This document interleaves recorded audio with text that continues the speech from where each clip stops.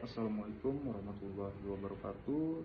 Selamat siang, yang saya hormati Bapak Heri Derajat Wijaya selaku dosen pengampu serta teman-teman mahasiswa yang saya banggakan. Perkenalkan, saya Muhammad Farhan. Hari ini saya akan memaparkan hasil laporan analisis manajemen sistem informasi Gojek. Kita akan melihat bagaimana sebuah perusahaan teknologi lokal bertransformasi menjadi raksasa melalui tata kelola sistem informasi yang adaptif di tahun 2026 ini. Rekan-rekan sekalian, mari kita lihat latar belakangnya. Kemacetan di kota besar seperti Jakarta bukan sekedar masalah lalu lintas, melainkan sebuah inefisiensi ekonomi yang masif. Gojek hadir membawa revolusi transportasi urban. Melalui integrasi data, Gojek memecahkan 3 masalah utama sekaligus. Yang pertama, efisiensi dalam memangkas waktu tunggu secara instan. Yang kedua, transparansi melalui standarisasi tarif digital tanpa tawar-menawar. Dan yang ketiga, aksesibilitas tingkat tinggi yang mempertemukan supply dan juga demand secara real time. Meninjau profil koperasi, saat ini Gojek telah berevolusi menjadi bagian dari ekosistem raksasa GoTo. PT Aplikasi Karya Anak Bangsa dirintis oleh Bapak Nadiem Makarim beserta para co-founders. Perusahaan ini bukan lagi sekedar aplikasi lokal, melainkan platform multinasional yang berbasis di Jakarta dengan jangkauan operasional yang sukses menembus pasar regional seperti Singapura dan juga Vietnam. Statusnya sebagai dekakorn pertama di Indonesia membuktikan validitas model bisnis berbasis teknologi saat ini. Mengapa Gojek disebut sebagai super app? Kuncinya terletak pada integrasi 3 pilar ekosistem utama ini. Sektor transportasi dan logistik melalui GoRide dan juga GoSign bertindak sebagai otot penggerak fisik di lapangan. Otot ini didukung oleh pilar payments melalui GoPay sebagai infrastruktur finansial digital, dan yang terakhir pilar food dan juga shopping via GoFood yang menggerakkan sektor UMKM. 3 pilar ini saling mengunci pengguna di dalam satu ekosistem aplikasi yang tidak terputus. Mari kita bedah dari aspek monetisasi. Pendapatan Gojek bertumpu pada struktur komisi multitafsir untuk layanan GoFood. Perusahaan mengambil potongan sekitar 20-25% dari merchant, sementara dari sisi mitra driver terdapat potongan berkisar 15-20% ditambah flat fee, biaya dari layanan konsumen.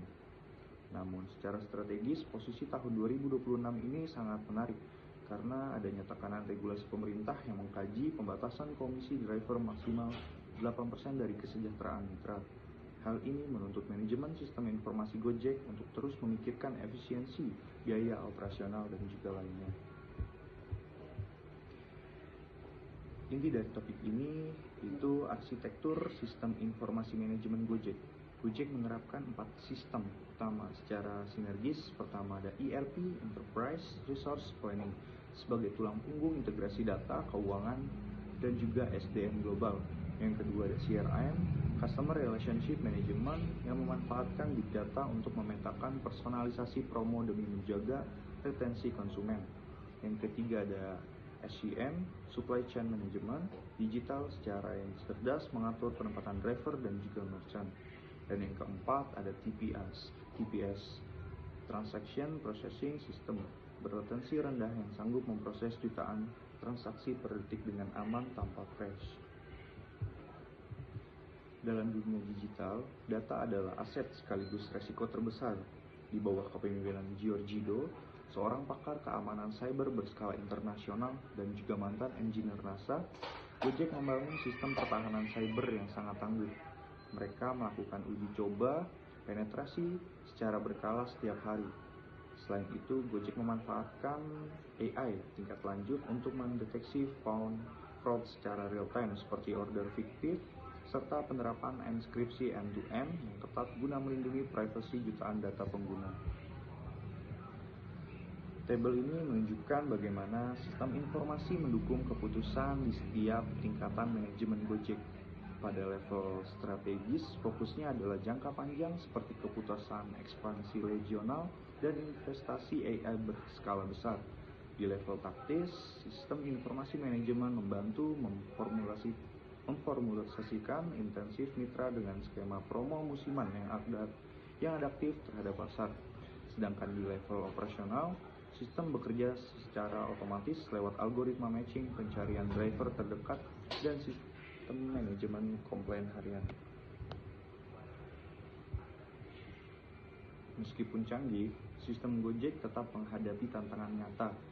Dari sisi teknis, hambatan terbesar adalah stabilitas data geospasial atau akurasi GPS, terutama di area gedung padat, gedung tinggi, yang sering memicu delay penjemputan. Dari aspek user experience, ketiadaan jeda waktu untuk pembatalan instan pasca klik order seringkali menurunkan tingkat kepuasan pengguna. Ditambah lagi dinamika pasar luar negeri yang masih diwarnai oleh price war atau perang promo dengan kompetitor regional. Sebagai rekomendasi strategis untuk mengatasi tantangan tersebut, saya merumuskan 3 poin solusi. Yang pertama, implementasi internal chat hub yang lebih hemat bandwidth demi kelancaran komunikasi mitra di area minim sinyal. Dan yang kedua, pengembangan fitur smart cancel, yaitu memberikan window time bagi konsumen untuk membatalkan pesanan secara adil sebelum mitra bergerak jauh. Dan yang ketiga, peningkatan versi anti-fraud guna mendeteksi serta memblokir penggunaan aplikasi modifikasi seperti fake GPS demi menjaga keadilan bagi ekosistem mitra driver. Sebagai penutup, analisis performa grafik ini menunjukkan titik balik atau turning point bersejarah bagi Gotoh. Pada kuartal pertama tahun 2026, perusahaan berhasil membukukan laba bersih positif untuk pertama kalinya dalam sejarah, yaitu sebesar 258 miliar. Profitabilitas ini dicapai berkat dua faktor kunci: optimalisasi efisiensi biaya berbasis arsitektur sistem informasi manajemen yang matang, serta akselerasi produk pinjaman finansial yang terintegrasi di dalam aplikasi. Baik, demikian pemaparan hasil laporan analisis mengenai manajemen sistem informasi Gojek untuk UTS tahun 2026 ini.